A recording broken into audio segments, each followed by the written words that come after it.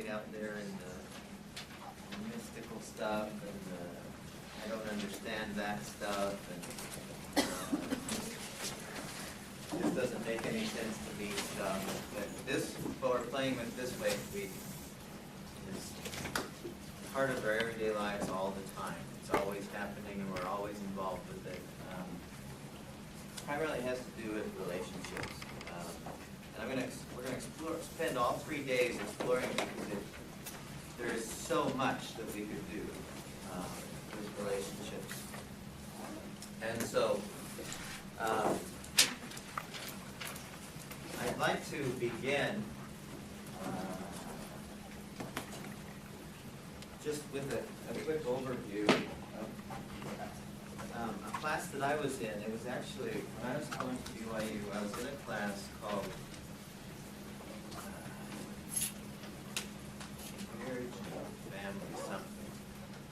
It was, basically it was, the whole semester was about relationships. It was about, while I was in the program I was going in was accounting financial planning, and so we had to take this class as part of the program, and it dealt primarily, almost exclusively with relationships. And one of the things, I don't remember a whole lot of what went on in this class, but I do remember on one particular discussion, the teacher started out with this diagram on the board, and she kind of explained it like this. And this is looking at primarily couples, men and women, who get into a relationship. Certainly there are other types of relationships, but I want to focus primarily with that kind of relationship today. And she started out by explaining that most people who get into relationships, they start out, okay, here's person A, here's person B, and there's a sense of separation where, oh, this is a new person that I don't know very much of or anything about. And after they start dating, they kind of come together, both physically a lot, you know, their proximity, they see each other a lot, but they also start to get to know each other and become friendlier with each other. And after a while, if it feels like it's the right thing to do for them, they go through kind of here's dating, and then as they get closer and closer, they go into the engagement period, however long that lasts, and they continue to get closer and closer. Some of us have been in this situation. I remember when I was engaged to my wife, we saw each other every single day. We made sure we saw each other every single day. There wasn't a day that we didn't spend time, a little or a lot, together. And I think that's not uncommon for most people. And then comes, if it seems like the right thing, then the marriage happens, and the ensuing honeymoon,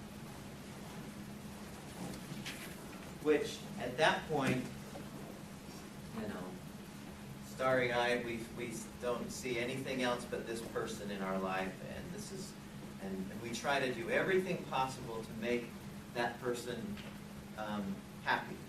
We try to make that person, let that person know that we loved him or her.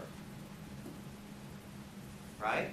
We've all, or a lot of us have been through this experience. The professor then said, something starts to happen commonly after about 1 to 2 years, where this closeness that was so prevalent during this period starts to become a separation. What would you guess is the primary thing that causes what's the most common thing that starts this separation? Kids, yeah. There's nothing wrong with that. Kids start to come. And naturally, because you can't devote your whole awareness to your partner, there's a bit of separation there. And this separation seems to, she was going on national data. She said nationally we see that this seems to be the trend across the country, that there's a 1 to 2 year honeymoon period, and then after that the couple seems to separate. Okay? Now, at some point, she said,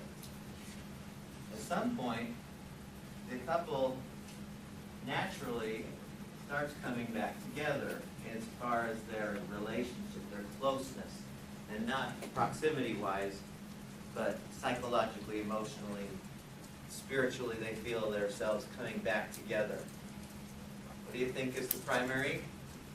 Again, what do you think is the primary reason for this happening? Kids leave, yeah. In general. Now, obviously, this is a generalization. Now, this appears to be the trend, and I don't see that it's changed a whole lot. I see people still who are finding that they rediscovered their partner, they rediscover their spouse. They fall back in love, I guess, once the kids start to grow. Now, what also frequently happens is when this couple gets somewhere in this, where it's no longer this, where they're not socially, where they're not emotionally, where they're not spiritually one anymore, and they start to go off this way, they start to think, oh, there are problems, so I guess we don't love each other, and then they just keep on going. And never to stay the couple that they once were. And I'm not being critical or judgmental about one way or the other. This just appears to be the common trend. Now, what I want to explore for the next 3 days is what seems to be the thing that keeps people together. What is it that people do that keep them in this closeness? Why is it, besides kids, that tends to separate them? And then, are there specific things that we can do that will absolutely help us maintain that oneness? If that's what we choose, if that's what we like. Okay? Now, I'm drawing heavily from 2 books. Most of you have probably heard of these books, but I think they're, at least today, we're going to draw from these 2 books. The first one, well, before I do, when you're in the, let's look at this period right here, this engagement, marriage, honeymoon period. What is it? I'd like you to think, and some of you have been there, some of you are there, some of you are hoping to be there, because there's really, I was reading up on this earlier today, and one writer said, besides the experience of being connected with God, whatever that means to you, the experience of being connected and loved by one other person is the highest experience that people have. So it's something that most of us somehow yearn for. We kind of like the feeling of being in love and being one with another person. So let's ask this question. when you are in this period from here to here, what are